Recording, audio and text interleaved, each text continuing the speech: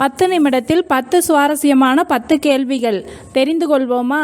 வாங்க வீடியோக்குள்ளே போகலாம். அதுக்கு முன்னாடி நம்ம சேனலை சப்ஸ்கிரைப் பண்ணிக்கோங்க. கேள்வி எண் 1. கோதையாற்றின் குறுக்கே கட்டப்பட்ட அணை எது? ஏ. சோலையாறு அணை, பி. பேச்சிப்பாறை, சி. கொடிவேரி அணை, டி. பொன்னணியாறு அணை.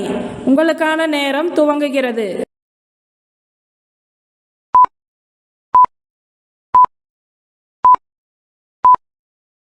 இதற்கான சரியான பதில் பி. பேச்சிப்பாறை. இது பற்றிய மேலும் சிறப்பு தகவல்கள். பேச்சிப்பாறை அணை கன்னியாகுமரி மாவட்டத்தில் உள்ள மிகப்பெரிய அணையாகும்.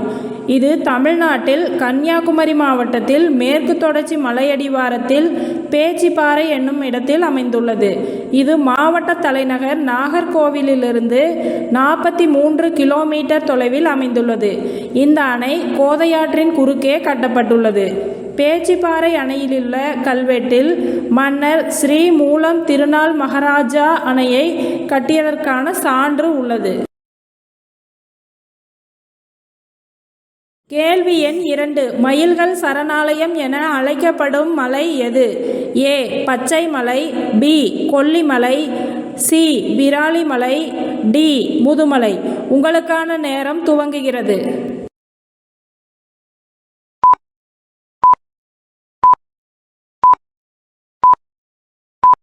இதற்கான சரியான பதில் சி. விராலிமலை. இது பற்றிய மேலும் சிறப்பு தகவல்கள்.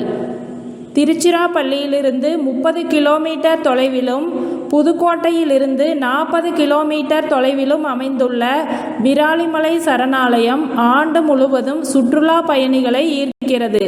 விராலிமலை உச்சியில் அமைந்துள்ள முருகன் கோவிலுக்காகவும் புகழ்பெற்றது.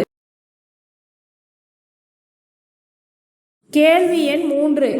கோயில் ரதம் புறப்படும் போது என்ன ராகம் வாசிக்கப்படும்? A. Mallari, B. Neelambari, C. Amritavarshini, D. Ananda Bhairavi. உங்களுக்கான நேரம் துவங்குகிறது.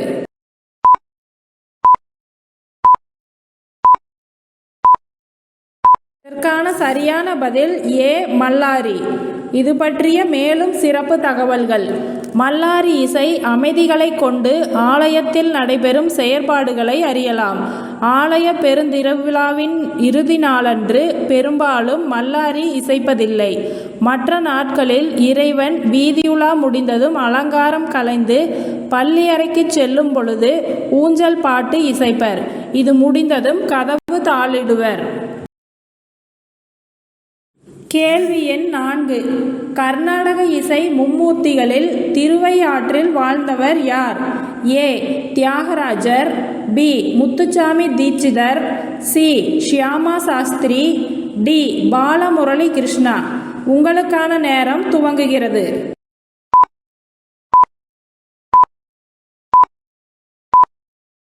இதற்கான சரியான பதில் ஏ.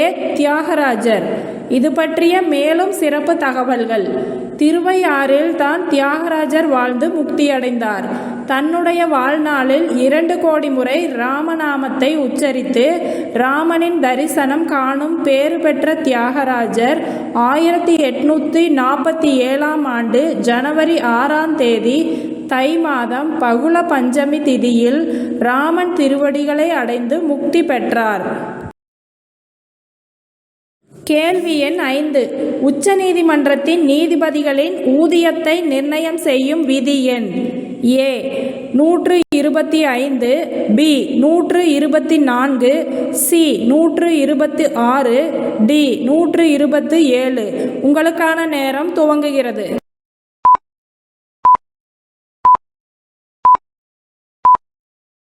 இதற்கான சரியான பதில் ஏ. 125.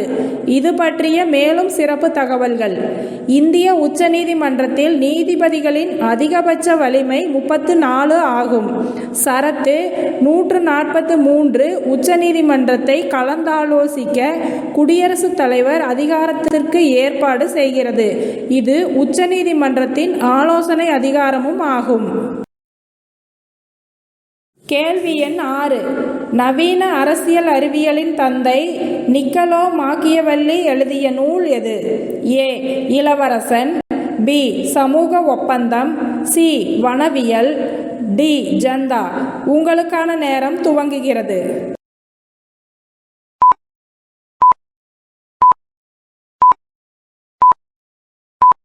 இதற்கான சரியான பதில் ஏ. இளவரசன். இது பற்றிய மேலும் சிறப்பு தகவல்கள். கௌடில்யரை இந்திய மாக்கியவெல்லி என்றும் அழைப்பர்.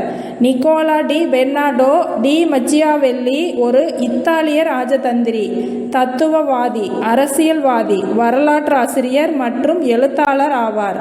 அவர் நவீன அரசியல் தத்துவம் மற்றும் அரசியல் அறிவியலின் தந்தை என்று அழைக்கப்படுகிறார். கேள்வி எண் 7.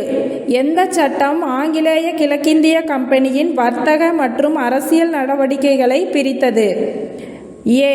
இந்திய சுதந்திர சட்டம் 1947, பி. ஒழுங்குமுறை சட்டம் 1773, சி. பட்டய சட்டம் 1883, டி. பிட் இந்திய சட்டம் 1784. உங்களுக்கான நேரம் துவங்குகிறது.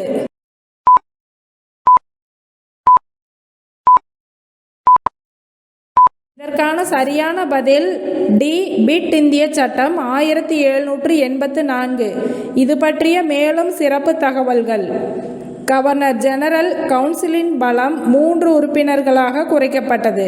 அந்த மூவரில் ஒருவர் இந்தியாவில் உள்ள பிரிட்டிஷ் கிரீடத்தின் இராணுவத்தின் தலைமை தளபதியாக இருப்பார். மெட்ராஸ் மற்றும் பம்பாய் மாகாணங்கள் பெங்கால் பிரசிடென்சிக்கு கீழ்ப்பட்டன.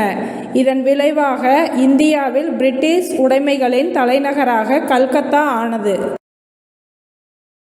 கேள்வி எண் 8. கியூபா சீனாவுக்குள்ள ஓர் அரசியல் ஒற்றுமை. ஏ. 2 கட்சி முறை, பி. 3 கட்சி முறை, சி.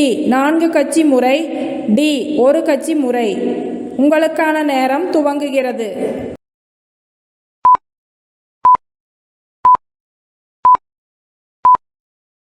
இதற்கான சரியான பதில் டி. 1 கட்சி முறை. இது பற்றிய மேலும் சிறப்பு தகவல்கள். ஒரு கட்சி முறை எத்தகைய எதிர்ப்பும் மாற்று கருத்துமின்றி அரசு அதிகாரத்தை பெற்று இயங்கும். ஒரு கட்சி ஆட்சி முறையில் மற்ற கட்சிகள் செயல்படாமல் இருக்கும். சீனா மற்றும் கியூபா போன்ற நாடுகளில் இந்த ஒரு கட்சி முறை நடைமுறையில் இருக்கிறது. கேள்வி எண் 9.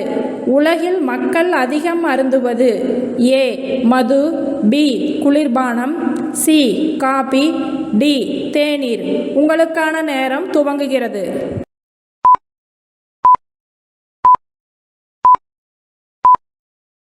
இதற்கான சரியான பதில் டி. தேநீர். இது பற்றிய மேலும் சிறப்பு தகவல்கள். உலகில் மிகப்பெரிய தேயிலை உற்பத்தி நாடாகவும் தேயிலை நுகர்வு நாடாகவும் இந்தியா திகழ்கிறது. இந்தியாவில் வாணிக பயிர்களின் தேயிலை மிகவும் முக்கியமான ஒன்றாகும். தேயிலை முதலில் சீனாவில் கண்டுபிடிக்கப்பட்டது. இதனை சீனர்கள் மருத்துவ குணமுள்ள மூலிகையாக முதலில் அறிந்திருந்தனர். பின் சீனாவிற்கு புத்த மதத்தை கற்க வந்த ஜப்பானிய புத்த மத துறவிகள் மூலமாக கிமு 800களில் தேயிலை ஜப்பானுக்கு பரவியது. கேள்வி எண் 10. அஞ்சல் எண்களில் எந்த வரிசை எண்கள் குறிப்பிட்ட ஊரை குறிப்பது? ஏ. முதல் 3, பி. கடைசி 3, சி. முதல் 2, டி. கடைசி 2. உங்களுக்கான நேரம் துவங்குகிறது.